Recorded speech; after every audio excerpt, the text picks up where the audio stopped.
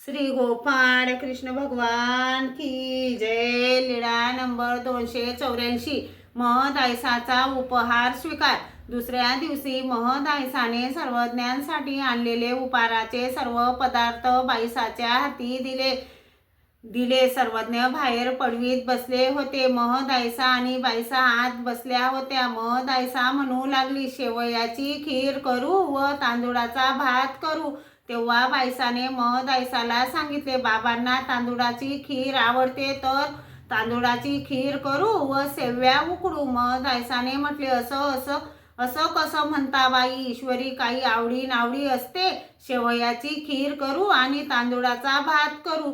सर्वज्ञ मुद्दाम बाईसाला म्हणाले, बाई महदायसा म्हणत आहेत ते का करीत नाहीत? मग तुमचे ते काही कोठे गेले आहे का?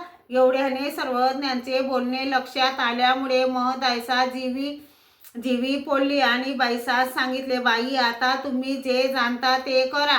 मग बाईसाने उपहार तयार केला। सर्वज्ञांची जेवणाची वेळ झाली। महदायसा विनंती करायला गेली। सर्वज्ञ वडाळतळी बसले होते। महदायसाने विनंती केली, जीजी उपहार तयार झाला, आपण यावे जी। सर्वज्ञ म्हणाले, येतेच आणा। त्यावेळी बाईसाने उपहार आणला। महदायसाने सर्वज्ञांचे श्रीचरण धुतले, पूजा केली, मग सर्वज्ञांसाठी ताट केले। सर्वज्ञांनी पुन्हा मुद्दाम सांगितले, हे काय, तांदूळाची खीर केली?